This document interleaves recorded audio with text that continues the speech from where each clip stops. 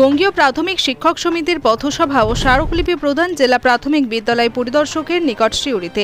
প্রাথমিক বিদ্যালয়সমূহে গরমের ছুটি বাড়ানোর বিরুদ্ধে বঙ্গীয় প্রাথমিক শিক্ষক সমিতির পক্ষ থেকে রাজ্য জুড়ে 15ই মে বৃহস্পতিবার প্রতিবাদ দিবস পালনের কর্মসূচি গ্রহণ করা হয়।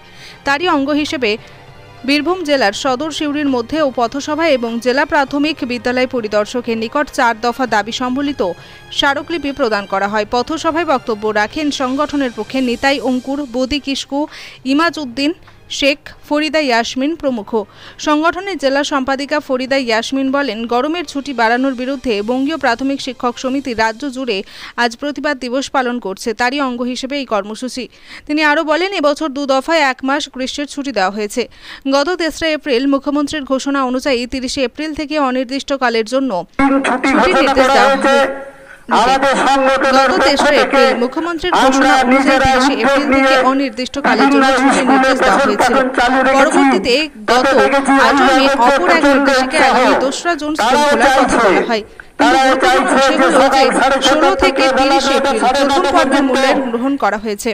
এরপর ছুটি পড়ে যাওয়ায় দ্বিতীয় পর্বের পাঠ শুরু হবে ছুটির পর।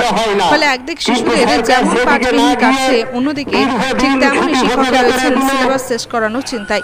করোনার পর থেকে প্রতি বছর গরমের অজুহাতে প্রায় 1.5 মাস করে বিদ্যালয়ে ছুটি রাখার মতো এবছর ছুটি না দেওয়া এবং গরমের দিনগুলোতে সকালে পঠন পাঠন চালু রাখার বন্দোবস্ত সহ সুনির্দিষ্ট কয়েকটি দাবি তুলে সমিতির পক্ষ থেকে তুলে ধরা হয়। দাবি সময়ের মধ্যে ছিল গ্রীষ্মের ছুটি আর বৃদ্ধি না করা, গ্রীষ্মের দিন সকালে স্কুল চালু করা, সমস্ত ছাত্রছাত্রীর জন্য বিশুদ্ধ পানীয় জল, ওআরএস, ফল ইত্যাদি সরবরাহ করা এবং শিশুদের পর্যাপ্ত জল পান নিশ্চিত করার জন্য স্কুলে স্কুলে ওয়াটার বেল চালু করা। বীরভূম থেকে শেখ রিয়াজউদ্দিনের রিপোর্ট, নিউজ আড্ডা 20।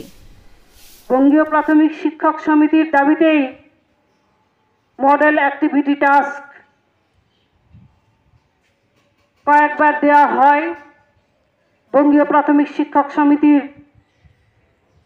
আন্দোলনের চাপেই রাজ্য সরকার স্কুলে পঠন পাঠন